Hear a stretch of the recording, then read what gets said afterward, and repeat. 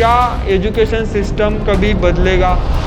क्या paper leak होने बंद होंगे? हम तो कुछ कर ही नहीं रहे। एजुकेशन मिनिस्ट्री बहुत इंपॉर्टेंट चीज़ है, ये देश का भविष्य तय करती है।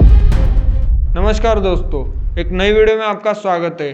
आज हम बात करने वाले नीट पेपर लीक के बारे में और एजुकेशन सिस्टम के बारे में। क्या एजुकेशन सिस्टम कभी बदलेगा? ये मेरा क्वेश्चन है, ये हर किसी के लिए है, वैसे तो हर इंडियन का क्वेश्चन है। और दूसरी चीज़, क्या पेपर लीक होने बंद होंगे? ये गवर्नमेंट को क्वेश्चन है।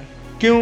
पिछले 3 सालों में मतलब 2024 में और 2026 में 2 बार नीट का पेपर लीक हुआ है। 22 लाख स्टूडेंट्स एग्जाम दे रहे थे 2026 में और पेपर लीक हो गया। तो इतने बच्चों का मोरल कितना डाउन हुआ होगा, कभी सोचा है? अब मैं क्यों बोल रहा हूँ, 22 लाख लोगों का अगर आपने एक दिन भी बर्बाद कर दिया ना, हजारों करोड़ का टर्नओवर खराब कर दिया है आपने। आपको लग रहा होगा कि 22 लाख लोगों ने एग्जाम दिया मतलब हजारों करोड़ का टर्नओवर बन गया। ये फ्यूचर की बात कर रहा हूँ मैं, अगले 5 सालों में यही 22 लाख लोग हजारों करोड़ का टर्नओवर देश के लिए बनाते। आपने एक दिन नहीं, 1.5 महीना बर्बाद कर दिया है। अगले 36 दिनों के बाद एग्जाम कुछ आपने बोला है ना करेंगे बोल के, इतना आसान नहीं है। दिन रात एक करनी पड़ती है। 2 साल तक बच्चों ने कोई इवेंट अटेंड नहीं किया, कोई चीज अटेंड नहीं करी, सिर्फ मेहनत करी, स्टडी करी, दिन रात एक किया है।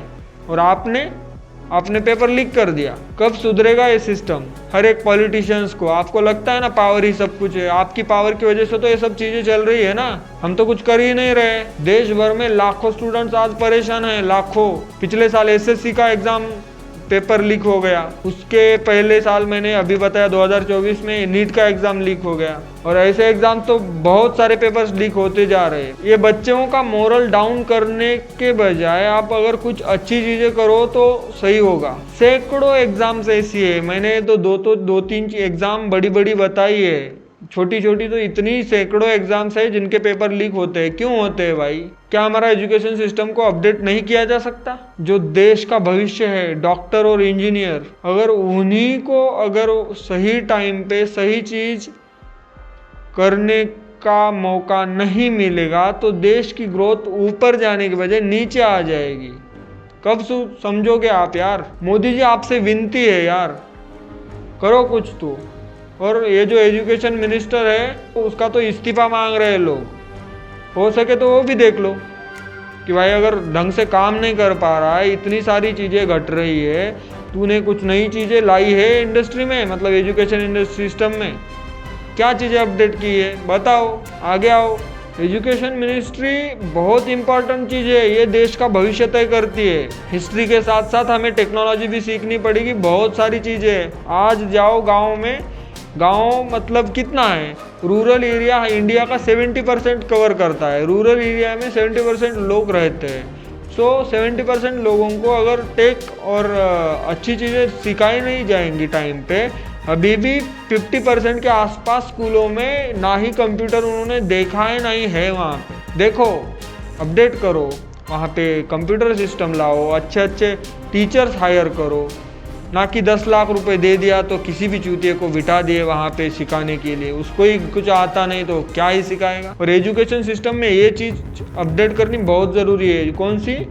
कि भाई एजुकेशन सिस्टम में 20 लाख, 25 लाख, 50 लाख, 1 करोड़, 2 करोड़ दे करके ये जो मास्टर से लेकर के प्राध्यापक तो ये जो हायरिंग हो रही है ना संस्थाओं पे, उन्हीं को रोक दो पहले। सबसे पहले वो चीज़ है।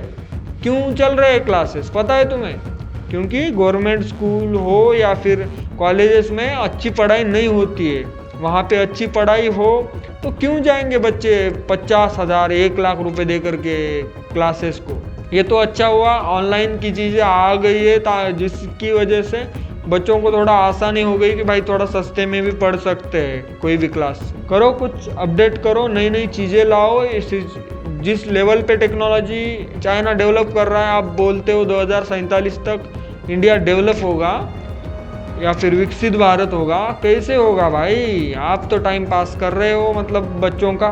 यही बच्चे भविष्य बनेंगे हमारे देश का। आज हमारे पास उतना वक्त नहीं है कि भाई हम धीरे धीरे ग्रो करेंगे। हमें एक एक मिनट को इवेल्युएट करके उसको कैसे ग्रो कर सकते हैं उसके ऊपर फोकस करना पड़ेगा। जब जाके ये सब चीज़ें घड़ेंगी। सो मेरा कहना बस इतना है, एजुकेशन सिस्टम में चेंजेस लाओ, जितना हो सके उतना अपडेट लाओ, हर महीने नई नई चीज़ें लाओ, नए नए लोगों को अप्रिशिएट करो, जब जाके ये सब चीज़ें बदलेंगी। और नए रूल भी लाओ, रूल बहुत ज़रूरी है। टीचर मतलब भगवान समान होता है, गुरु होता है, लेकिन आजकल के 50% टीचर्स को गुरु कहने के लायक भी नहीं है।